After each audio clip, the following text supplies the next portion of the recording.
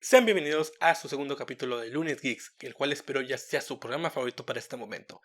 Curiosamente, este segundo capítulo saldrá el martes por problemas relacionados a la universidad. Afortunadamente ya estamos cerca de Navidad, ya estamos cerca de vacaciones y por eso vamos a tener esta bonita escenografía. Pero vámonos entrando en el tema de la semana. Esta semana tengo un tema que me interesó mucho y es todo este tema de que los actores de voz parece ser que en Estados Unidos ya se están categorizando por etnia y por raza. ¿Y por qué digo esto? Bueno, hay que remontarnos un poquito al pasado, más o menos 2019, 2020, si me recuerdo, y era todo este tema de que hasta Dross cayó en esta jalada, pero lo de que Apu se va de los Simpsons. ¿Qué pasaba con eso de que Apu se va de los Simpsons? Bueno, todo esto viene por un documental que hacía un comediante de ascendencia india, el cual ahorita se me olvida el nombre, una disculpa, pero él comentaba, siendo una persona de ascendencia india, cómo esto le afectaba a la visualización que tenía sobre sí mismo y sobre su cultura en el país de Estados Unidos, ¿no? Y hacía una, con toda la razón del mundo, una crítica al personaje de Apu porque era un estereotipo. Si los estereotipos están bien o mal, será algo para otro momento. De hecho, habrá un tipo de programa donde hablaré de narrativa y todo lo relacionado a ello. Todavía no sale, pero pronto lo tendrán. Pero la crítica que él hacía, de hecho, es bastante justa. Y es, oye, yo soy alguien que sí, desciendo de esta etnia, desciendo de esta cultura, pero no me siento identificado porque quizás soy una segunda generación de inmigrantes y por lo tanto yo ya nací en Estados Unidos y tengo hasta cierto punto un bagaje cultural, tengo un tipo de vida que ya está más cercana a la vida americana, a pesar de que haya diferencias culturales, obviamente, por mis padres, ¿no? Y por eso mismo, aunque yo siento que es una crítica honesta y es válida, también a veces es un poquito de segregación, ¿no? Es un poquito de, es que a mí no me pasa, yo no soy así, está mal que se represente así, ¿no? Y es similar a lo que pasaba con el actor, el que hace en Game of Thrones de... Ay, el que es enano, se me olvida el nombre, siempre una disculpa. Bueno, él también comentaba que no se le debía dar a los personajes solo de enanos a las personas de baja estatura, porque estaba mal, porque era segregación y todo eso. Y luego salieron otras personas con esa misma condición de decir, oye, ese güey no es el representante de toda nuestra comunidad, ¿no? Lo cual es cierto. Y es que a veces pasa ese detalle cuando se está dando una perspectiva y una opinión. A veces olvidamos que es la opinión y la perspectiva de alguien bajo su vivencia y su experiencia y su cosmovisión que tiene sobre la vida del mundo. Y al olvidar eso, y sobre todo en esta época donde estamos, sí, más radicalizados, pero también más comunicados, muchas veces esas opiniones, sobre todo si vienen de gente famosa, como en estos dos casos, comienzan a expandirse y comienzan a tener un impacto antes de que haya un análisis sobre si esta situación está bien o mal, que es lo que siento que pasó aquí. ¿A qué me refiero? Un montón de actores blancos comenzaron a dejar personajes de diferentes etnias a la suya o de diferentes razas y dijeron, hey, yo no soy negro, yo no soy asiático, yo no soy de ascendencia de la India, yo no soy ni siquiera latino, no sé. Entonces tengo que dejar este personaje, porque no está bien que yo, siendo un actor blanco, como pasó con el actor de Cleveland, siga siendo este personaje, ¿no? Es hasta cierto punto quitarle el espacio a alguien de esta raza que podría hacerlo. Y es que pasa una situación curiosa con eso. Si estuviéramos hablando de actuación real, de live action, como normalmente pasa, ahí sí estaríamos segregando y quitando a gente por su etnia, como pasaba en los 40, como pasaba en los 30, que ahí sí era racismo a todas las edades. O sea, no estoy diciendo que en algún punto no hubo racismo o segregación en las actuaciones de voz, seguramente. Estados Unidos es un país que a la fecha sigue siendo muy racista, por más que lo nieguen, ¿no? No es el lugar aquí quizás para hablarlo, pero pueden ver bastantes videos o análisis sobre el tema. Entonces, ¿qué pasaba en los 30, en los 40, en los 20? Que había, similar a lo que pasaba con el teatro griego, en el hecho de que las mujeres no podían actuar en el teatro, en Estados Unidos, si no eras blanco, ni te acercaras a actuar. De hecho, la primera actriz o de las primeras actrices que además fue nominada al Oscar fue la que salió en Lo que el viento se llevó. Pero antes de eso, muchos personajes protagónicos o con cierta importancia dentro de una obra, si eran negros, se usaban cosas como el blackface, que es una técnica que es horrible y es racista más lo que es. Y es una segregación porque ahí sí estamos quitando el espacio, un spotlight que era para alguien de esa raza, suplantándolo con alguien blanco. Y se utilizaba pintura donde se pintaba toda la piel y los rasgos, y además eran estereotipos, muchas veces, por no decir todas las veces, donde se remarcaban los labios, se ponían ciertas cuestiones en los ojos para dar esta imagen del negrito chaparrito, pelón, de labios carnosos, ¿no? Que de hecho Mimi Pingüín en México es un ejemplo de ello, y de hecho por eso Estados Unidos y Mimi Pingüín no se llevan muy bien. Entonces, en esos casos, como también pasaba, por ejemplo, me acuerdo mucho creo que es la primera de 007. Sí, creo que es la primera, donde sale el doctor. Ay, ¿cómo se llama? Doctor, ¿no? Bueno, que es un actor blanco que literalmente le jalaron los ojos así, súper racistas. Creo que le ponen una calva falsa. Y obviamente es un estereotipo asiático. Creo que era chino en esa película. O sea, obviamente en esos casos sí estamos quitando el lugar a alguien de esas razas. Que una persona de esa raza o esa etnia podría interpretarlo, ¿no? Ahí sí se está hablando de un racismo y hasta sistemático donde se les está prohibiendo actuar, ¿no?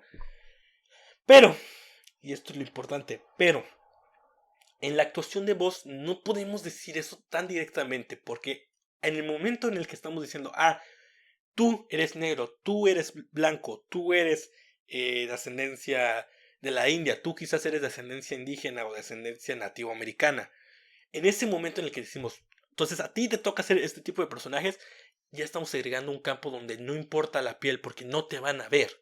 Igual en los videojuegos, incluso en los videojuegos donde dices, bueno, puede haber el motion capture y todo eso. Bueno, incluso ahí realmente lo importante es el movimiento de tu cara, no tanto tu etnia. Por eso, por ejemplo, Kratos, el actor que hizo a partir de 2018, es negro. Y no hay problema ahí porque lo importante es cómo se mueve la cara y cómo interpreta el personaje con su cuerpo y con la voz. Y lo mismo pasa en la actuación de voz en cine y televisión. O sea, ¿qué importa si eres negro? ¿Qué importa si eres blanco? Y vas a interpretar un personaje que es asiático o que es nativo americano.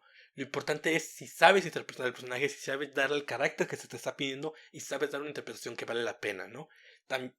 Si eres lo suficientemente cómico, si sabes llevar un papel cómico, o sea, lo importante es si debe ser tu trabajo, no tu tono de piel. No, incluso cuestiones como el acento y eso, o sea, obviamente son importantes porque dan cierto carácter al personaje, pero se pueden aprender y se pueden emular. Y a veces, aunque se te pida una cuestión de, dale este tipo de voz, y quizás tú no puedes hacerlo, pero tu interpretación vale la pena, se termina ajustando, como pasó con el personaje de Shrek, que originalmente le iban a dar una voz más como escocesa, si me acuerdo, y al final termina teniendo una voz más como de Irlanda, creo que era el tono que le termina dando el actor. Y a mí sí me parece muy preocupante esto porque ya hay varios actores que están diciendo que, oye, cuando hago actuación de live action o cuando tengo que salir a cámara, a mí no se me va a dar nunca el personaje protagónico o el personaje quizás más espectacular, porque quizás no tengo la apariencia, quizás no tengo la altura. Ahí sí entiendo que la cuestión física te esté limitando, porque dices, oye, yo necesito la apariencia de un superhéroe para hacer a Superman, pues no voy a poner a alguien que quizás es demasiado delgado, que quizás es demasiado pequeño, necesito a alguien con ciertas características físicas, ¿no? Pero en animación, ¿cuál es el problema que, por ejemplo, el actor que hace del protagonista en The Voice, que es Uy, ¿sí se llama el personaje? O sea, él es la voz en My Adventures with Superman. No se parece para nada, no podría ser a un Superman live action, pero la voz le queda bastante bien para la interpretación que tiene que ser agradable, amable, pero también heroica y también melancólica de momentos. Un personaje que sea nativo americano, quizás tú eres una persona blanca o eres una persona negra, pero puedes darle la interpretación que quizás tiene que ser alguien sabio, quizás tiene que ser alguien amable, quizás tiene que ser alguien reflexivo, y tú puedes dar eso y tu voz queda con ese personaje, está bien que lo puedas hacer. Pero en Estados Unidos comenzó a hacer esto de que decir, vamos a evitar problemas, entonces, o una de dos, si no eres de esta etnia y el personaje ya está establecido, no le vamos a mover y vamos a buscar a alguien de esa etnia o vamos a cambiar el personaje. Primero vamos con lo de, vamos a buscar a alguien de esa etnia. Hay una actriz en el doblaje en inglés de Bleach que ella le tocaba hacer, no me acuerdo el personaje, una disculpa, que es esta chica negra que tiene como aspecto de poderes eléctricos.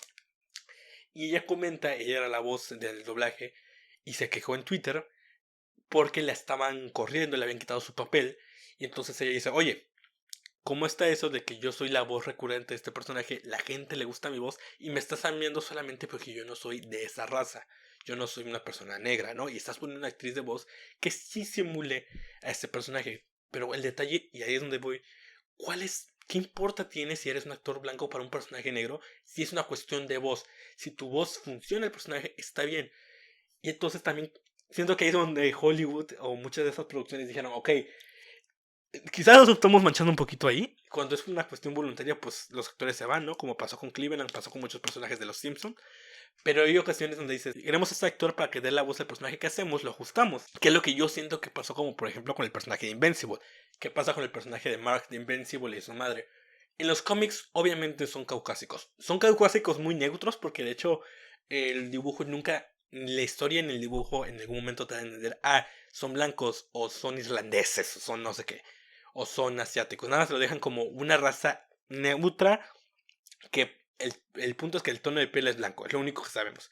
Y entonces en la serie que se decidieron, ok, yo estoy seguro, y esto es una cuestión de percepción personal, dijeron, queremos a este actor, pero para que no haya problemas, tanto de los fans que se quejan de que cambiaron el personaje de la etnia, vamos a hacer este personaje que se parezca más al actor. Entonces decidieron hacer una conversión a la etnia y pasaron de un personaje neutro a un personaje de ascendencia asiática, ¿no? Y también la madre. Y también pasa con el personaje de la novia, se me olvida el nombre. Bueno, que en el cómic es rubia y es súper insípida en su personalidad. Y en la serie decidieron adaptarla a una chica negra, ¿no? Y de hecho la actriz de voz también es negra. Que de hecho creo que es la actriz que hace de Domino en Deadpool, si mal no recuerdo. Tendré que checar eso. Hay una situación muy curiosa ahí. Yo sí siento que, por ejemplo, con la actriz con el personaje de la novia, primero la decidieron cambiar a negra y después cambiaron y también la personalidad y después buscaron a la actriz. Yo sí, en el caso de Invincible y su madre, ahí sí estoy seguro que primero dijeron, queremos a este actor porque es un actor famoso, de hecho si no me recuerdo es el que salía en The Walking Dead y a partir de ahí cambiaron el personaje de Invincible, ¿no? Pero sin importar, ahí se están fijando, ¿no? De que ahora las voces tienen que emparejar con el personaje o el personaje se tiene que ajustar a la voz. Porque si se fijan, pudieron haber hecho a Mark completamente blanco y que la voz siguiera siendo por parte de ese actor. O pudieron haber dejado el personaje como asiático si quisieran. Y cambiar y mantener un actor con una voz. Bueno, un actor blanco que hiciera la voz, ¿no? Aquí el detalle es. Parece que en Estados Unidos quieren igualar de que si el personaje es tal, tiene que ser tal. Y eso es algo, una manía que ya se está convirtiendo en regla y que me está preocupando mucho porque está limitando la capacidad que tienen algunas personas para interpretar personajes. Y no es por talento, no es por experiencia, es simplemente por su etnia y su color. Y eso sí es segregación, porque estamos limitando a la gente que no puede hacer algo solamente porque no pertenece a un grupo étnico o una raza. Y eso es muy preocupante porque en un lugar donde lo importante es la voz, donde en teoría sería meritocracia completamente, que también haces el trabajo, se está limitando por cuestiones ajenas a tu capacidad actoral. De nuevo, si estamos en una situación de live action, yo sí entiendo que haya esta segregación, que digas, es que si necesito una persona negra, tiene que ser, porque el personaje es negro, tiene que ser un actor negro. Necesito una persona blanca porque el personaje es blanco, entonces necesito un actor blanco. Pero en animación, ¿cuál era el problema? En videojuegos igual. Entonces, notas finales, que me parece, en pocas palabras, para que salga en clip allá en TikTok y en otras redes, me parece mal. Ya lo dije, lo sostengo. Está muy mal que tanto un actor negro no puede interpretar personajes que no sean de su raza, como que un actor blanco no puede interpretar personajes que no sean de su raza. En el momento en que la actuación de voz, y esto es lo importante, la actuación de voz se está segregando por una cuestión que no va a salir a pantalla, que no se va a poder ver, donde solamente vamos a tener el trabajo de voz. En el momento en que ya no está importando eso, sino tienes que cumplir con cierta cuota, tú como actor, con ciertas características para poder interpretar algo, ahí ya estamos mal. Porque si las características no son, tienes que tener una voz suave para un personaje que necesita una voz suave, sino que tienes que tener una piel negra para poder ser un personaje negro, o tienes que tener una piel blanca para poder ser un personaje blanco, o tienes que tener de alguna forma relación con la etnia de la India, o con la etnia, o con una etnia nativoamericana, o cualquier cosa de ese estilo. O sea, en el momento en el que estamos diciendo, ya no importa tu trabajo o tu capacidad para interpretar, en el momento en que estamos diciendo lo importante es tu apariencia y a partir de ahí te vamos a segregar, es donde estamos mal. Porque es en el momento en el que ya no importa el talento, ya no importa tu capacidad como actor, solamente importa no tener problemas en redes sociales. Y por parte de los actores que renunciaron a esos papeles por no pertenecer a esas etnias, me parece mal lo que hicieron. A ver, obviamente ellos lo hicieron desde un lado de, oye, pues yo no quiero tener problemas, yo no quiero quitarle lugar a alguien que quizás en otras situaciones no se le podría dar no se le podría dar esta oportunidad. Tómalo, ¿no? Yo lo entiendo y hasta cierto punto es bonito y hasta cierto punto es compañerismo y es una cuestión de decir, le voy a dar oportunidad a alguien que quizás no se la están dando, ¿no? Sin embargo, también estamos fomentando esta idea de que no puedes interpretar un papel si no perteneces ahí. Y entonces entiendo que lo hicieron así, quizás para evitar problemas, quizás genuinamente por una cuestión de apoyar a esos grupos que tienen una historia de estar oprimidos, de estar segregados y que no se les permitiera interpretar ciertos papeles o que no se les diera protagónicos. Lo entiendo si se hizo desde buena fe, pero no está bien. No está bien en el sentido de que estamos segregando. Y en un ámbito donde no es necesario que te vean, donde no es importante cómo eres, o sea, incluso si estuvieras en completa discapacidad y no pudieras mover nada de tu cuerpo, pero aún así tienes una voz y una capacidad actoral que te permitas interpretar papeles, ¿cuál era el problema? O sea, literal, si tienes lo importante para ese trabajo, que es la voz y el talento, ¿por qué evitar o cerrarte ciertos personajes que quizás eran tu camino al estrellato, tu camino a poder mantenerte en este ámbito, ¿no?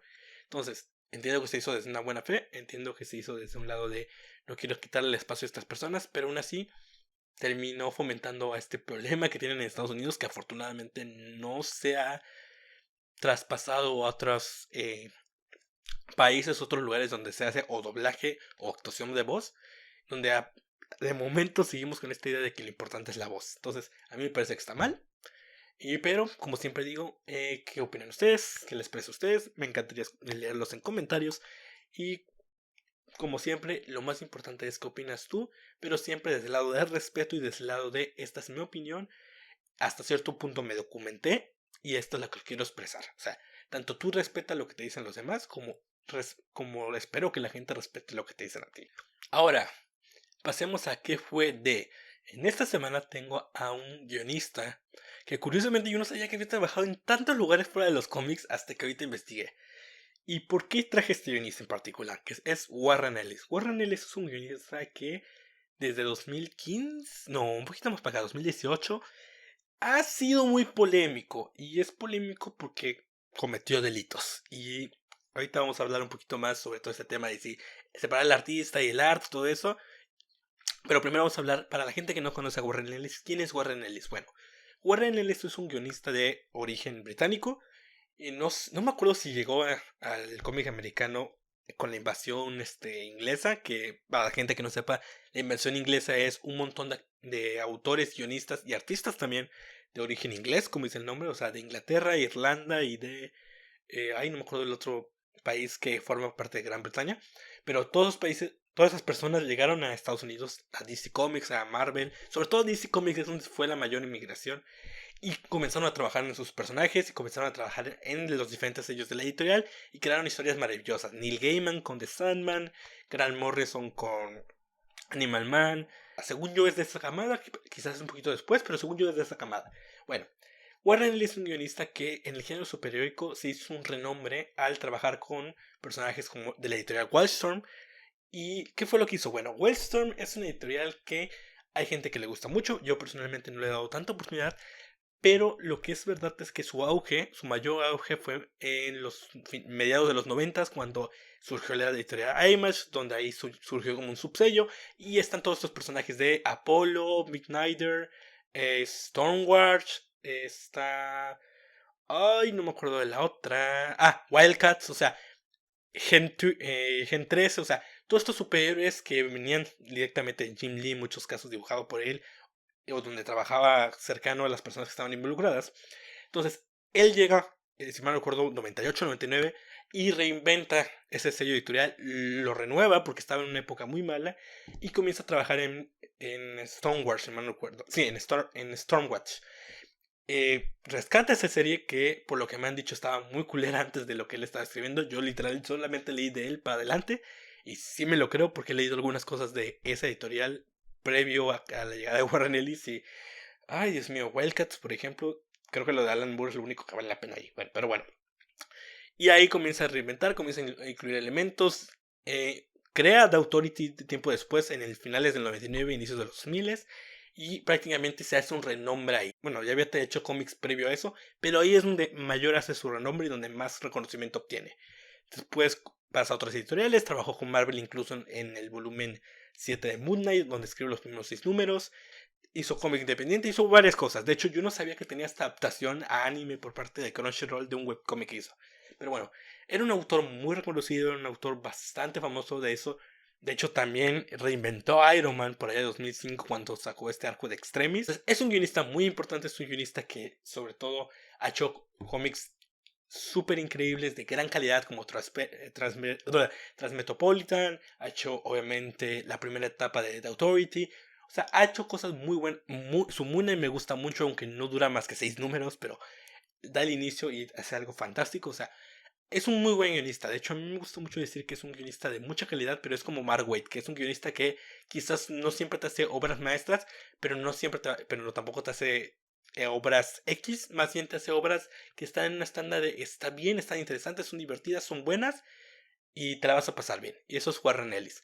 ¿Qué pasa entonces con Warren Ellis? Que por allá de 2018, como comentaba, salió creo que una serie de 6 o 7 denuncias por parte de mujeres, algunas dentro de la misma industria, otras fuera de la industria. De hecho, una era artista relacionada a artes plásticas y pintura y otra era música. De hecho, hasta por lo que vi era una música una cantante relativamente famosa. Entonces eran como 7 8 mujeres que hacen una denuncia pública donde él hubo manipulación, hubo corrupción para tener relaciones, hubo situaciones dentro del acto sexual donde no hubo consentimiento, como quitarse el condón. O sea, ese tipo de situaciones relacionadas al abuso sexual y este tipo de delitos, ¿no? ¿Y qué pasó? Que crearon una plataforma abierta en internet donde se juntaron un montón de denuncias, tanto anónimas como con nombre o nada más con iniciales, y se juntaron hasta 80 más o menos, y se hizo una denuncia pública y se dijo, a ver, Warren Ellis es una persona que hizo esto y se llevó a la corte. ¿Qué pasó entonces? Que Warren Ellis aceptó que había hecho este tipo de situaciones. No sé si aceptó todas, pero aceptó que había hecho este tipo de situaciones y que sí estaba mal. Y comenzó a haber un proceso en el que él se acercó a ellas para trabajar y de hecho lo último que se hasta 2022, que creo que es el penúltimo anuncio que se hizo por parte de este colectivo de mujeres que estaban buscando justicia y que estaban haciendo un espacio para hablar de este tipo de abuso sexual. Hasta ese momento ellas hablaron directamente de que Warren Ellis se había acercado, que había estado en disposición de mejorar y de tratar de compensar el error que había, bueno, los delitos que había hecho. Pero en 2023 resulta, en enero de 2023, de hecho no tiene tanto, que el colectivo se deslindaba de Warren Ellis porque no había seguido no me acuerdo si eran lineamientos o ciertas no acotaciones, pero ciertas eh, apoyos que le estaban dando para mejorar, ¿no? Y para tratar de compensar sus delitos. Y hasta ahí es donde prácticamente está la información oficial. De hecho, no sé si cómo sigue el proceso de la demanda o la denuncia o todo el tema de la denuncia. Hasta ahí es donde sabemos ahorita. Warren Ellis prácticamente se retiró por parte del guionismo. En cuanto a cómics, de hecho, curiosamente estuvo trabajando en la adaptación de Castlevania por parte de Netflix. No sé si está trabajando en la nueva serie, en la actual, la de que adapta a Random Blood. No sé, solo sé que estuvo en la primera adaptación y que de hecho ahí estuvo durante largo tiempo. Creo que estuvo durante las 3 4 temporadas que duró esa serie. O sea, que el señor sigue teniendo chamba, a pesar del delito que cometió. Pero en el mundo del cómic desapareció completamente. De hecho, lo último que hizo fue por allá de 2017-2018, que fue ese webcómic que tuvo adaptación a anime. Y prácticamente desde ahí no ha hecho nada. Y yo no creo que vuelva. ¿Por qué? ¿Qué pasa cuando eres guionista dentro de una serie de televisión? Y es muy triste, pero muchas veces tu nombre pasa desapercibido. Incluso en las películas pasa eso de que los guionistas pasan desapercibidos. Lo está diciendo un guionista de que ya sé que eso va a pasar. A menos que el guionista también sea director, como pasa con James Gunn o con otros tantos directores que también hacen la función de guionista. No se les da el crédito o muchas veces ni se les menciona. En cuanto a los medios, porque de hecho, pues en IMDb o en cuestiones de producción y todo eso, obviamente se les cita, pero en cuestión de redes sociales, internet, noticias, pues no tanto. Entonces, es muy probable que el señor, sabiendo que, aunque el mundo del cómic no es un medio tan llamativo fuera de las licencias como son los superhéroes, él sabe que al menos ahí ya tiene un renombre y ya tiene cierto reconocimiento que lo va a mantener enfocado. O sea, si el señor saca un cómic que diga Warren Ellis va a tener problemas. Entonces seguramente se va a seguir manteniendo en guionismo en series de televisión, quizás películas, no lo sé. Lo curioso, y de hecho lo que me gustaría bastante saber, pero es un tema que no pude conseguir porque Marvel es muy celosa con el tema de las regalías, de ese también, es si el señor sigue recibiendo regalías y estas se están llevando a alguna asociación para evitar que se repitan los delitos que él hizo. O sea, es lo que me parece interesante, ¿no? ¿Y por qué traje este tema siendo tan delicado? Me parece muy importante porque siempre sale este debate sobre si debemos separar el artista, el guionista, el actor, el músico de la obra. Y algo que yo siempre digo es que no debemos olvidar que aunque es cierto que la obra en el momento en que el artista ya la termina, ya la deja aparte y es como de consúmela, ya mi obra yo la hice, ya plasmé mi visión, sigue siendo su visión y sigue siendo su perspectiva de la vida. O sea, el arte, las historias, los cómics no se crean en el vacío. Se crean a través de personas que tienen vivencias, que tienen ideologías, que tienen experiencias, que tienen emociones, sentimientos, que tienen obviamente, algunas tienen prejuicios, algunas tienen opiniones polémicas, por decirlo poco, pero hay un tutti frutti de opiniones y de ideas que termina radicando en el arte. No por nada había un artista, que ahorita se me olvida el nombre, que, que es dibujante de cómics, que se descubrió que varios de sus pagos terminaban en donativos para grupos radicales, digámoslo así, porque es un tema delicado y no quiero tocarlo sin tener toda la información a la mano. Pero pasa con artistas, o sea, dibujantes de cómics, pasa con guionistas, o sea, es un tema delicado y obviamente son personas con sus propias ideas. Y de hecho, a pesar de que se tiene esta idea en los tiempos recientes de que el autor y la obra están separados, no es así. De hecho, hay un artículo muy bueno, ahorita se me olvida el nombre de quién es y de qué portal, creo que era de España, no, era gringo, eso sí me acuerdo, era gringo. ¿O era de España? No, creo que era gringo. Les voy a poner aquí abajo en el clip, les voy a poner abajo el artículo que leí, donde hablaba un poquito de una de las obras de Warren Ellis y que nos daba una visión de su mente y de su vida, que era muy importante para entender que por más que el señor haya sido un gran guionista, haya hecho grandes obras, incluso Transmetropolitan es una obra donde podemos ver varias de sus manías. eh, Obviamente, por más que él sea alguien que se separa de su obra va a tener algo de él. Y ahorita, si me recuerdo, déjeme checar el nombre.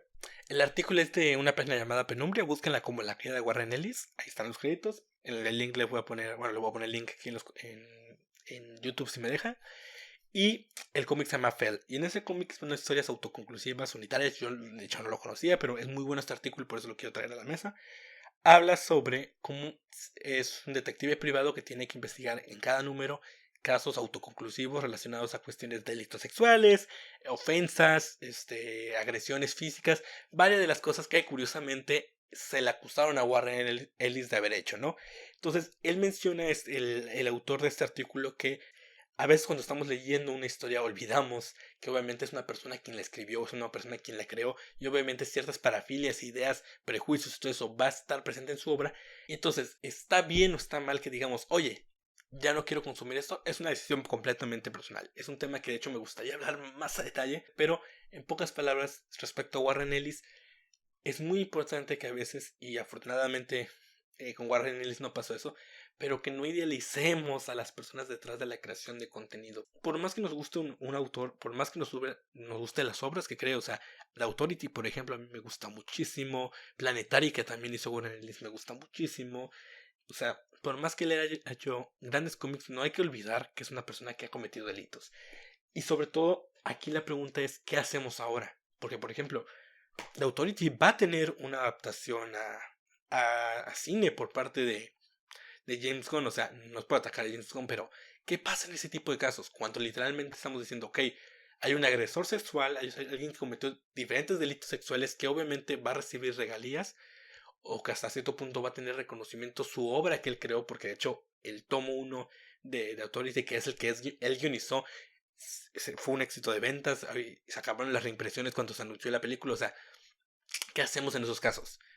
Borramos el nombre de Warren Ellis, lo mantenemos porque es parte de la historia, se les da regalías, se le quita esas regalías, porque hasta donde sé cómo está el tema de las regalías es que el autor, a pesar de que haya cometido un delito, a menos que haya una resolución legal donde se le obligue a dar ese dinero, él mientras lo puede tener para sí, no sé si se retenga de alguna manera. O sea, eso es muy interesante, sería interesante investigarlo. O sea, todo ese tema de qué pasa cuando un autor comete un delito, hacia dónde van las regalías, qué pasa con hasta, o sea, porque desde que hay la acusación hasta que hay una resolución por parte de un juez y se haga un debido proceso, obviamente durante todo ese tiempo, ¿qué pasa con el renombre que se le puede dar a su obra, sus reimpresiones? ¿Qué pasa con su Transmetropolitan, que constantemente están siendo reimpreso? Y de hecho aquí en México no hace mucho se reimprimió el primer tomo, creo, o el segundo tomo. O sea, ¿qué pasa en esos casos? ¿Seguimos reimprimiendo?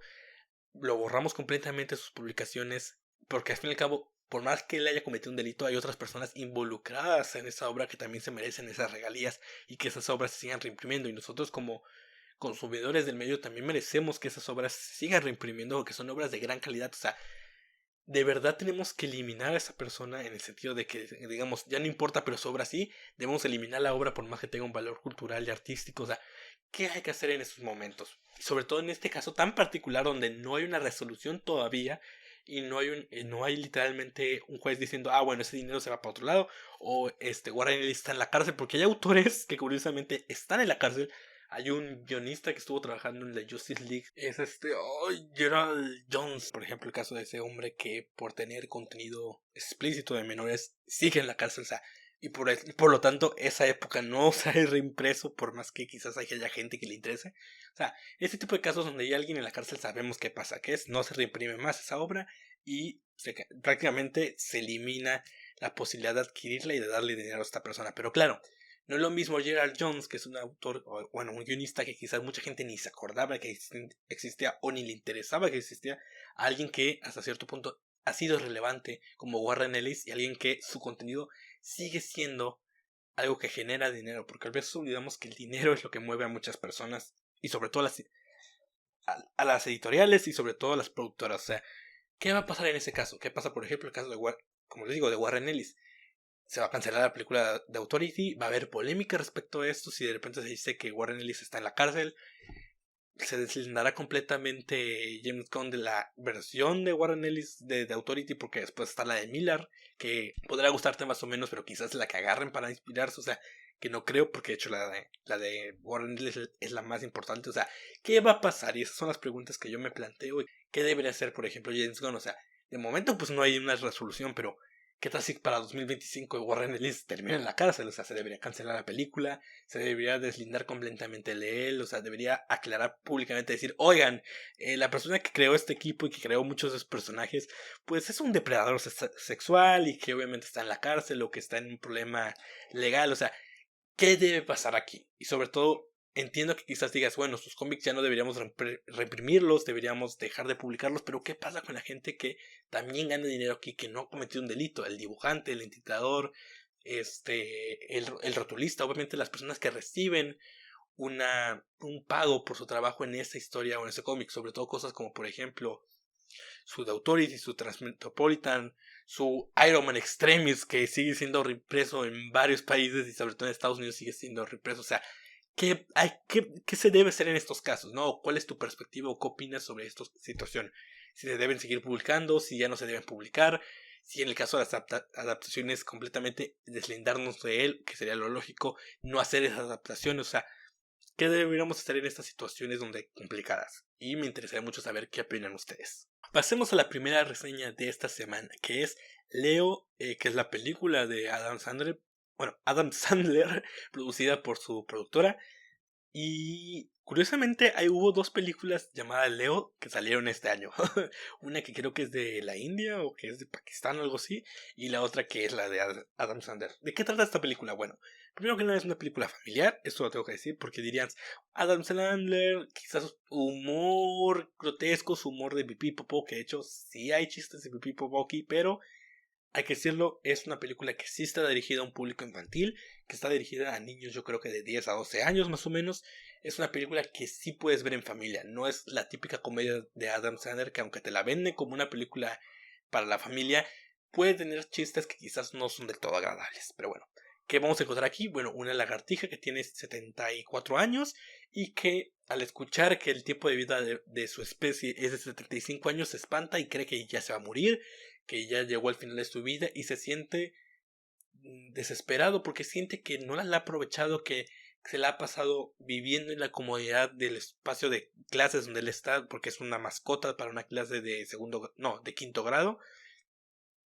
Y entonces comienza a tener este dilema de la vida sobre si debería irme, si debería explorar, este enfrentamiento con la muerte, ¿no? ¿Y qué pasa? Bueno, que los niños que tienen una maestra resulta que está embarazada, ella se va y llega una maestra de reemplazo. Esta maestra es más estricta, es más enojona, es una maestra que los niños no soportan. Entonces, estos niños cada semana se van a tener que llevar a Leo, y Leo, por cuestiones de la vida y del guión que no vamos a entrar mucho detalle, revela que puede hablar y le revela a uno de los niños que puede hablar. ¿Qué va a pasar a partir de aquí? Que bueno, Leo va a comenzar a intimar con estos niños, va a comenzar a escuchar sus problemas, y debido a esta cuestión de querer escapar, pero que poco a poco se ve forzado a escuchar y apoyar a estos niños, comienza a cambiar sus vidas y comienza a apoyarlos. No diré más para no dar spoilers, pero prácticamente eso es eso. Una historia en la cual una persona, en este caso una iguana, con mucha sabiduría sobre la vida y en un momento reflexivo y en un momento de completa desilusión y de crisis, se da cuenta que quizás no apreció su vida como debía, y en el momento en el que se da cuenta que hay otras personas que tienen estos problemas, decide apoyarlos. Y poco a poco comienza a intimar con estos niños y comienza a crear cierto lazo de amistad y de cariño genuino que hay entre ellos y de apoyo. O sea, él va a aprender de los niños y los niños de él. Es la típica historia de alguien que pensaba que ya estaba demasiado viejo para aprender algo nuevo, y que a través de esta relación con los jóvenes comienza a darse cuenta que no es así, que puede cambiar y que puede ser mejor. Entonces, ¿qué es lo bueno de la película? Primero, debo hablar que curiosamente el humor de Adam Sandler, que mucha gente quizás no le gusta, de hecho a mí no me gusta algunas veces su humor, porque de nuevo en algunos casos termina dependiendo mucho del pipí, popó, de la exageración de eso, de la exageración de contenido relacionado al ámbito sexual. Aquí no pasa, y quizás es un tema de que sabían que iban a ir para público infantil y dijeron, ok, sí va a haber chistes de pipí y sí hay chistes de popó, sobre todo de pipí, de popó no me acuerdo que haya, pero de pipí sí hay como 2 o 3. Pero curiosamente el humor funciona en todo momento, tiene muy buen timing, funciona muy bien con la historia, no sientes que la historia tenga que darle espacio o el humor o viceversa, sientes que están muy bien colocados tanto los chistes como la historia, sientes que apoyan muchas veces los chistes al crear este lazo entre los niños y Leo, ayuda mucho a que la historia en varios momentos, a pesar de que podría ponerse bastante, ¿cuál es la palabra? Bastante intensa, no lo termina siendo. De hecho en todo momento se siente relajada, en todo momento se siente bastante, es interesante, es curiosamente dinámica. Es una historia que genuinamente es reflexiva sin caer en el melodrama. O sea, es una película que para un público infantil no se va a aburrir, no se la va a pasar mal, no se va a sentir chocado, porque muchas veces esas películas lo que peor les va es el balance entre humor e historia. A veces son demasiado humorísticas, por lo tanto la historia termina sufriendo. A veces son demasiada historia que quizás por un niño de esa edad sea aburrida verla, ¿no? De hecho es una película que es bastante buena para niños, incluso menores a 10 años, porque yo tengo sobrinos y la vieron sin problemas. Curiosamente, lo que sí siento que es molesto en esta película bueno, son las canciones. Hay demasiadas. No son tan buenas, de hecho si las ves en latino son bastante meh. En inglés están bien, pero tampoco son la gran cosa. Y sobre todo siento que tienen muy mal timing. O sea, hay veces que dices, ok, va, una canción. Pero sobre todo en el acto 1 y el acto 2 hay demasiadas, y de repente estamos en un momento que parece que va a avanzar la historia y canción. Y de repente parece que va a avanzar la historia y canción. Y muchas veces no tienen justificación, solamente son los niños cantando porque sí, es como de, o los adultos, o bueno, Leo no me acuerdo si canta, según yo no, pero es como de, ¿por qué hay tantas canciones en esta película? De hecho, siento que lo que termina arruinando un poquito el ritmo son esas canciones. De hecho, cuando ya iba para el final de la película, yo sentía que bastante de ese tiempo se había quemado en esas canciones, y ya estaba un poquito aburrido. No porque subiera mala historia de la comedia, sino que ya sentía que había gastado bastante tiempo en algo que era por parte de las canciones, que de nuevo ni siquiera son espectaculares visualmente ni impresionantes en la cuestión de la música, o si aportan algo a los personajes y su desarrollo. Otra cuestión negativa es el tema que obviamente es una película de hora y media más o menos, y en ese tiempo no le iba a permitir analizar a detalle cada niño, ¿no? De hecho, creo que son como 12, 14 niños. Y obviamente los primeros 3 sí entramos a detalle, todo el tema con sus familias. Y esto creo que incluso hay un cuarto donde entramos un poquito a detalle sobre sus problemas. Pero después hacemos un montaje respecto a los demás niños y nada más vemos que Leo se lo están llevando y que apoya a los niños, ¿no? Hay uno que no se siente cómodo con su voz y que por eso es bastante payaso. Hay otro que se siente bastante inseguro respecto a no saber demasiado sobre la vida y no saber y sentirse bastante atrasado porque también repitió año. Hay otra que siente que no se puede relacionar con sus amigos porque no les da espacio para que ellos puedan hablar. O sea, aunque se exploran, no se les da tanto detalle a algunos y sí se nota que en una serie de televisión, en una serie de un capítulo dedicado a cada niño, o sea, hubiera funcionado mejor para explorar a detalle el problema de cada uno, sobre todo porque hay problemas, de hecho, bastante serios. Hay niños que tienen problemas con sus padres porque no se conecta con ellos, ya sea porque ellos están demasiado tiempo trabajando, porque los ven a sus hijos como algo raro, como algo extraño, como que son ajenos a ellos. Hay situaciones donde literal los padres son demasiado sobreprotectores. O sea, son temas que pudieron haber explorado bastante bien en unos 22 minutos en una serie animada, pero que obviamente en una película no da tanto tiempo para desarrollar. Y de hecho hay muchos niños que solamente pasan en ese montaje. Es como de, ah, sí, gracias Leo, me ayudas en esto. Y como no vemos esa conexión, asumimos que también tienen esa relación de amistad, porque de hecho ya lo vimos con los otros niños, pero que no se termina de desarrollar porque no hay tiempo suficiente. Y el otro problemita que tiene la película es la antagonista. Yo sé que era necesario un antagonista para que haya conflicto. De hecho, me gusta. Y me gusta que sea esta, sin darles muchos spoilers, que la maestra comienza a sentirse orgullosa y en este arranque de celos decida deshacerse de Leo. De hecho, eso funciona muy bien porque realmente no es mala, no es alguien que haya dicho, voy a quitarme a Leo porque no quiero que los niños sean felices. No, todo lo contrario, ella se siente feliz de ver a los niños felices. Aquí el detalle es, le ganaron los celos. De hecho, eso me gusta bastante. ¿Cuál es el problema real con esa antagonista? Que ella aprende, cambia y decide apoyar. Pero a partir de que decide apoyar, de hecho ya no es necesaria para la historia. Tanto así que se queda desmayada durante 5 o 10 minutos. Hasta después que pasa cierta cosa en la trama que no les puedo decir. No les quiero decir por spoilers.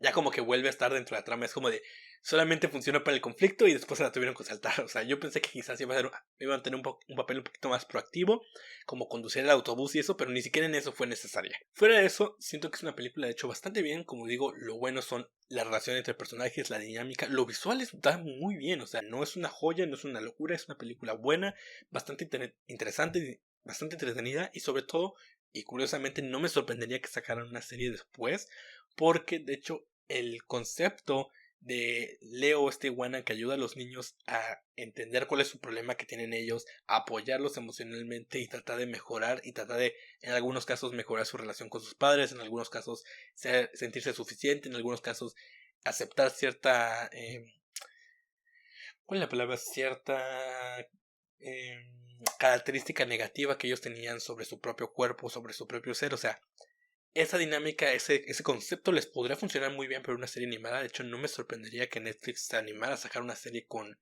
el estilo de animación de los títulos, de los créditos, donde de hecho, no, de nuevo, o sea, yo estoy hasta casi seguro que ya está en preproducción, porque ese estilo que es tan de la casa de Netflix, como por ejemplo la serie de Turbo, me recuerda mucho ese estilo de animación, o había otra serie que también sacaron de DreamWorks con ese estilo que era muy similar. O sea, no me sorprendería que hubiera una serie de Leo. Y de hecho siento que funcionaría incluso mejor que la película. Porque darle un capítulo a cada niño, explorarlo y hacer quizás cada temporada ir cambiando el problema central. El concepto le permite hacer varias cosas que en una serie funcionaría mejor. Así que, ¿qué me parece Leo? De nuevo, me parece una buena película. Es divertida, es entretenida. Adam Sandler hace un muy buen trabajo. Te transmite la tristeza, la desesperación de Leo en varios momentos.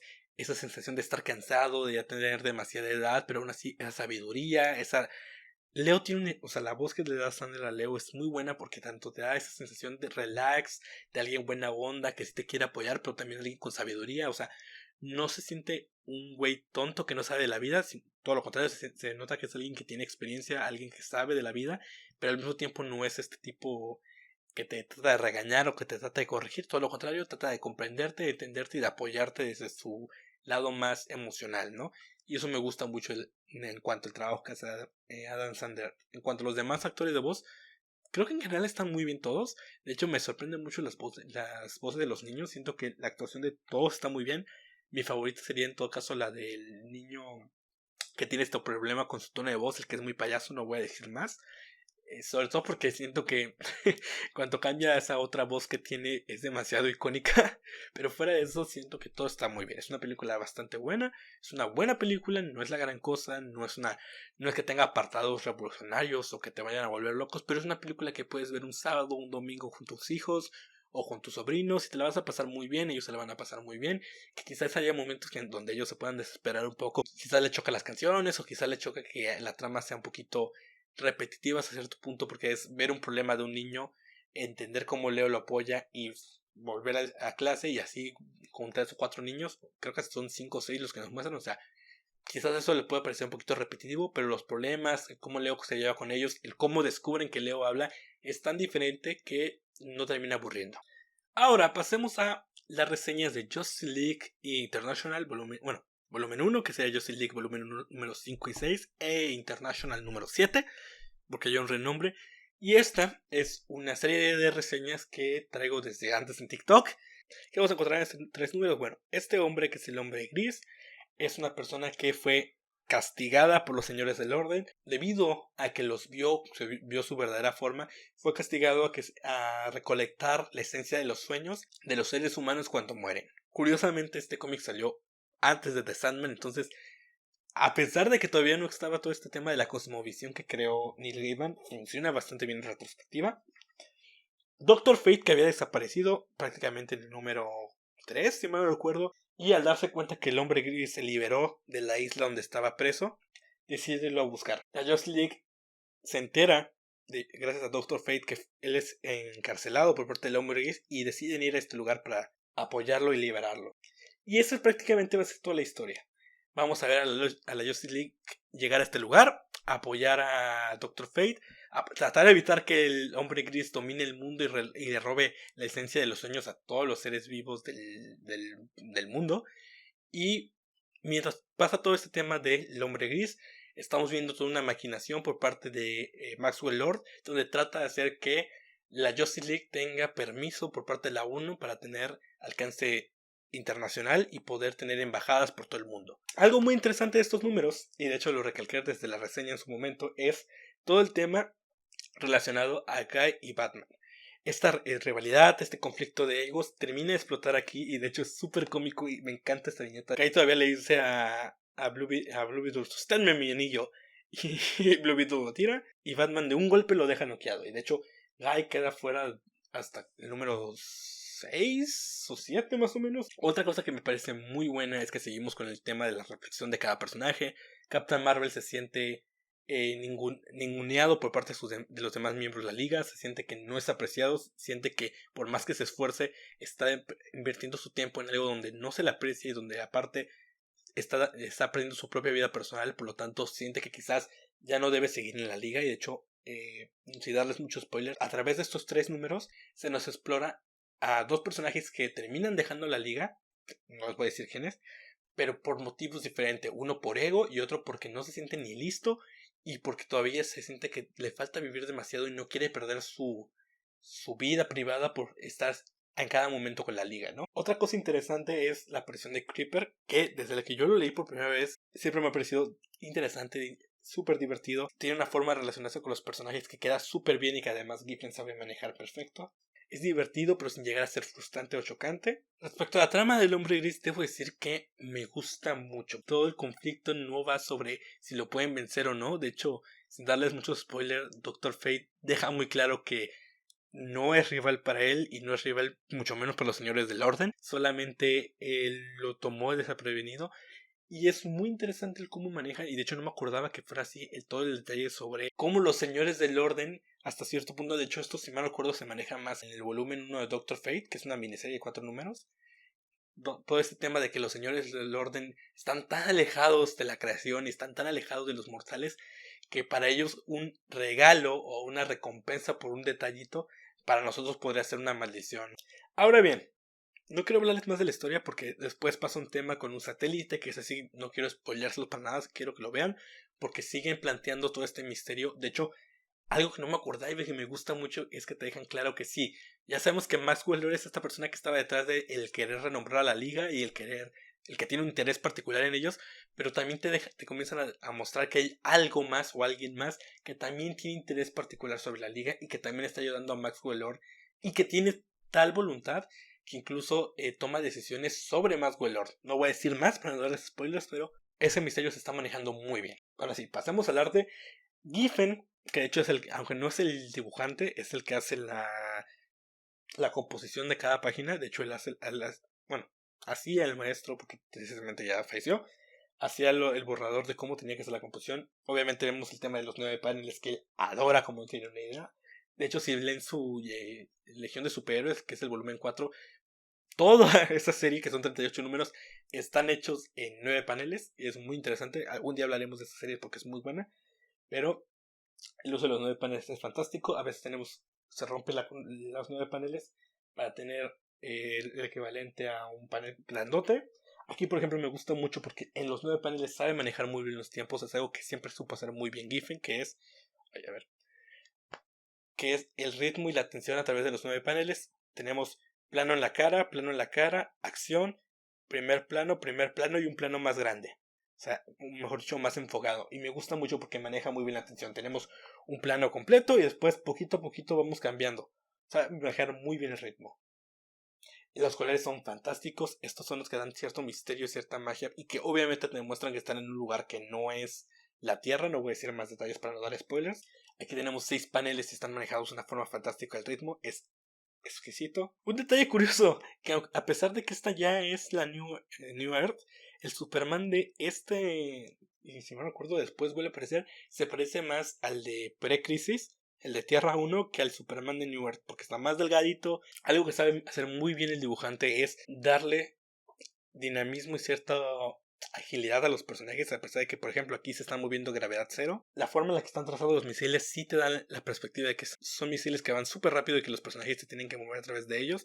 Me gustan muchísimo los efectos, las partículas que hacen como de rocas aquí y de metal aquí destrozado. O sea, esos pequeños detalles muchas veces olvidamos que son los que le dan mucha vida a nuestra obra y sobre todo lo que hacen que el cómic sea un medio tan bonito. Una cosa que también debo de mencionar mucho del dibujante es que me encanta cómo hace expresiones, sí son exageradas y curiosamente sabe hacer un balance muy bueno en que a veces esas expresiones exageradas funcionan para darle dramatismo, como pasa aquí. A veces esas expresiones exageradas funcionan para la comedia. O sea, sabe marcar cuándo tiene que ser serio y cuándo tiene que ser humorístico, a pesar de que son expresiones exageradas siempre. Y ya para antes de terminar, me encanta este panel y por eso siempre hablo que de las cosas que más disfruto de toda esta etapa de la liga es el dibujo, por la capacidad que tiene para narrar, ese uso de tiempos, el cómo va narrando y vamos tomando poco a poco, acercándonos un primer plano completo, nabulléndose y desapareciendo. O sea, el ritmo, el cómo se maneja, que en un cómic moderno sería mucho más rápido. De hecho, seguramente se hubiera manejado solamente en Naboo dándose cuenta, levantándose y yendo.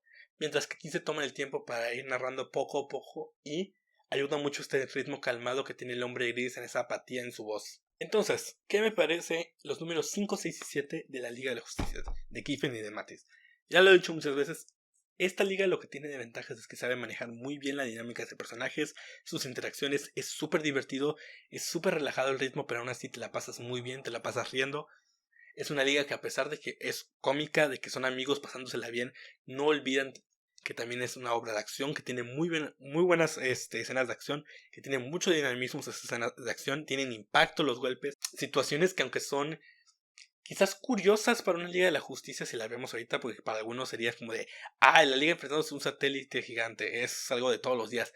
Para esa época y sobre todo para esta alineación de Liga no lo es tanto, y de hecho me gusta mucho el cómo tanto los personajes interactúan, el cómo se pelean, pero al mismo tiempo saben que tienen que trabajar en equipo para que las cosas funcionen, el cómo a veces ciertas situaciones que ahorita diríamos son pequeñeces para ellos, te muestran a detalle cómo tienen que enfrentarse a estas situaciones, cómo se las tienen que ingeniar una liga que, a pesar de que tiene pesos pesados como Martian Manhunter y Captain Marvel, tienen que decir, ok, tenemos a Batman y tenemos, bueno, también tiene a Green Lantern, por ejemplo, pero tenemos a Batman, a Black Canary, a Blue Beetle, a Booster Gold, que en mayor o menor medida tienen sus habilidades y saben, Mr. Miracle, y saben pelear, pero quizás no son los más poderosos del mundo, sobre todo en esa época. Y es muy interesante cómo tanto el equipo se la tienen que generar para resolver ciertos problemas que para otra alineación de la liga sería súper fácil. O sea, es muy interesante, muy entretenido, muy divertido y sobre todo muy creativo, y que se sostiene muy bien por la relación de personajes, por el misterio central relacionado a Maxwell Lord y sobre todo por, como digo, esas dinámicas que son súper divertidas. Entonces yo sigo recomendando mucho esta serie, estos 3 números son súper divertidos y quiero ya, de hecho tengo muchas ganas de seguir leyendo porque es este tipo de cómic que cuando lees es súper relajado, es súper tranquilo, no es una obra que te esté metiendo quizás una super construcción o que te esté contando historias súper épicas como pasa por ejemplo con la JLA de Morrison, pero dentro de sus aventuras que crea hace literalmente aventuras súper entretenidas, súper divertidas y súper bien escritas y sobre todo muy bien narradas, donde se maneja muy bien el ritmo, el tiempo, las pausas, donde hay muy buen dramatismo y sobre todo hay muy buen humor tanto por la parte visual que son las reacciones de los personajes o las caras tan particulares que hacen como por los chistes por parte de los diálogos. Ahora bien, pasamos a la última reseña de esta semana que son Iron Man de Cantwell, el tomo 1 y tomo 2 que sacó Panini Comics. ¿Qué vamos a encontrar aquí? Esta serie, se los tengo que decir primero que nada, es una macro construcción, o sea, desde el número 1 hasta el número 25, que es hasta donde acaba ese volumen, es una construcción que va poco a poco construyendo tanto sobre los personajes como sobre la trama. Aquí, después de la última serie que tuvo Iron Man, que si mal no recuerdo era la de Tony Stark Iron Man, yo no la leí, creo que es la de Bendis.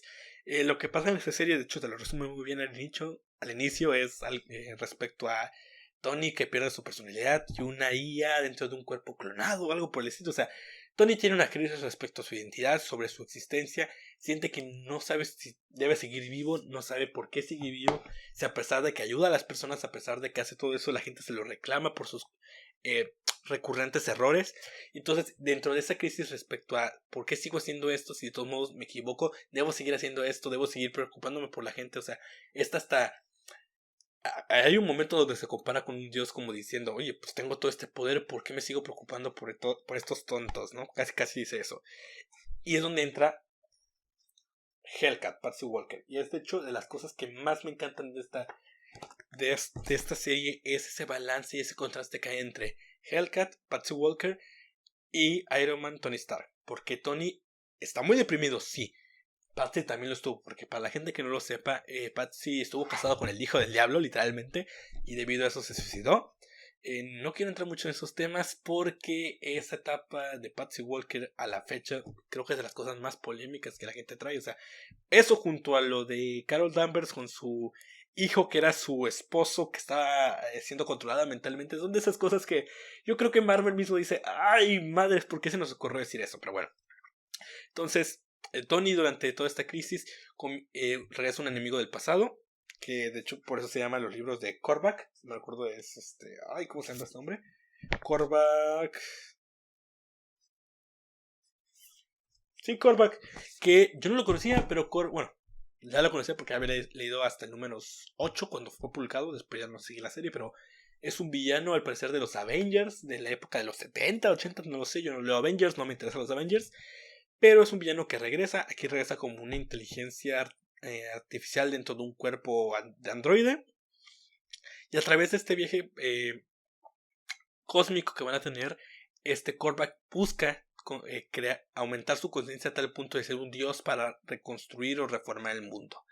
Y entonces entra en un debate y en varios momentos Iron Man tiene esta idea de que, este es un loco que se cree Dios, pero tú también te has creído Dios. Y de hecho hay un debate muy interesante que se hace Tony respecto a esa locura o el creer que tu mente es tan grande que puedes hacer lo que sea, ¿no? Y de hecho es algo que le recarga a Patsy. Y prácticamente la historia hasta ahorita es eso, es ver cómo Korvac intenta deshacerse de Tony y de Patsy y de otras personas para poderse convertirse en un dios y poder reconstruir el mundo. Y vemos a Tony y a Patsy tratar de evitar eso. Y a partir de ahí, Patsy va a descubrir o va a redescubrir poderes dentro de ella. Y Tony va a tener que redescubrir y enfrentar este duelo que tiene sobre su propia conciencia y sobre su propia mortalidad. ¿Qué puedo decir muy bueno de este cómic? El arte. Me encanta, como no tienen ni idea, tanto las expresiones, el diseño de personajes. El uso del tiempo es algo que siento que no se menciona tanto. El cómo se maneja el uso de paneles, el ritmo es muy bueno. No es ni demasiado acelerado ni demasiado lento. Te da los detalles cuando tiene que dártelos. Algo que también tengo que mencionar que es muy bueno es el color. Le da mucha vida a este cómic. De hecho, si no, yo siento que el color le da mucha identidad a esta historia en el que sientes, obviamente, que es una obra seria, es una obra donde estamos pasando por un momento de desesperación, pero aún así tiene esos momentos brillosos, esos momentos iluminados que te hacen recordar que es una historia de superhéroes y un cómic de superhéroes de Iron Man. Entonces dices, ok, sí, quizás estamos en una situación complicada, pero aún así no hay que olvidar que es un cómic para adolescentes y está muy bien eso. O sea, el color sabe marcar muy bien tanto tono como demografía. Algo que funciona muy bien, de nuevo, como les digo, es todo este tema de la crisis de Tony, esta necesidad casi de quererse matar para sentir que se puede redimir por todos sus errores, y el cómo constantemente le están repitiendo que es un idiota, que ha cometido errores, y esa sensación que tiene Tony como de, pues, ¿qué hago, no? O sea, ya traté de compensarlo y aún así la gente me lo reclama. Y es un arco muy interesante, que en el segundo tomo desaparece un poco, de hecho es hasta el número 9 y 10 que se retoma ese tema, pero sobre todo es algo que se va a construir al futuro que me interesa mucho. De hecho, más que la trama central sobre convertirse en un dios por parte de Korvac y el ir yendo a la nave de Galactus y darle muchos spoilers para poder conseguir ese poder, la relación entre Patsy y todo el tema de Tony sintiéndose una mierda que ya no sabe si debe seguir vivo o no y cuál es su propia identidad, me parece mucho más interesante. De hecho, la historia, todo ese tema cósmico es interesante y tenemos buenas peleas tanto en naves como por parte de los personajes. Siento que lo más interesante está en el conflicto interno que tiene Tony y el conflicto y el cómo Patsy prácticamente es la que le regresa los pies sobre la tierra, ¿no? Y es muy interesante, de hecho. Además, es muy interesante eso y además tiene momentos muy bonitos entre ambos donde se ayudan y genuinamente tienen una relación en la cual ambos saben que han cometido errores, ambos saben que tiene daños internos y personales muy graves, pero a pesar de eso tratan de apoyarse y tratan de entender al otro. Y es una relación, de hecho, que pasa del desinterés y del reclamarse cosas a genuinamente ser bastante, ¿cuál es la palabra? Bastante sana y de tratar de ayudar al otro para sanar, ¿no? De hecho, sin darles muchos spoilers del lore actual de Marvel, porque sé que más o menos sé que lo que pasa por los spoilers relacionados a X-Men. Sí me entristece un poquito que Tony y Patsy no vayan a terminar juntos, porque ahorita Tony está con otro personaje, aunque sea una maquilación supuestamente y una broma casi que hizo Mark Waid en el libro de la historia del universo Marvel. Si quieren spoilers vayan a buscar, pero bueno. Es triste porque la relación que se está formando aquí es súper bonita y súper buena y sobre todo que hace evolucionar a ambos personajes, donde los hace enfrentarse a sus propios traumas, Patsy enfrentándose a los traumas del pasado y Tony enfrentándose a sus traumas actuales y cómo tratan de ayudarse y mejorar. Por parte del arte, quizás lo único negativo que podría decir es que algunos combates se sienten que les falta impacto, sobre todo por ejemplo cuando estamos en el combate de naves. Este tipo de combates que son en naves espaciales se siente como si estuvieran nada más ¿cuál es la palabra? Como estáticos en este caso en el espacio, como si no hubiera movimiento. Por más que dibujan las líneas de movimiento, por más que dibujan las líneas de velocidad, se siente bastante estático el dibujo, como que no estuvieran realmente moviéndose las naves. No es una cuestión completamente personal de la perspectiva, quizás es la forma incluso de las reacciones de personaje que aunque están bien detalladas y que funcionan muy bien, siento que les falta cierta vida. Creo que es el único problema que siento en general con el dibujo, que siento que le falta cierta vida, cierta movilidad, cierta expresividad a los personajes. Algo tiene que se sienten a cierto punto estáticos. Fuera de eso funciona muy bien. No es la gran cosa, no son súper dramáticos, no te transmite del todo, pero funciona bien para narrarte. Y de hecho, la composición es lo que más me gusta, que aunque es sencilla y es de hecho bastante simple, funciona muy bien para narrar la historia. Y siento que, similar a lo que dije de Moon Knight, aunque siento que Moon Knight es mejor, siento que esto es como se debe ser un muy buen cómic. Estos primeros dos tomos son para mí como un 7/5, lo mismo, no me gusta poner calificación, pero son como el primer tomo de Moon Knight, que es una buena historia con ciertos toques de profundidad, que además está muy bien narrada y que es muy divertida. Entonces, yo recomiendo estos dos tomos, son muy divertidos. De hecho, hasta la mitad de este tomo yo ya había leído, hasta la mitad de este tomo ya había leído.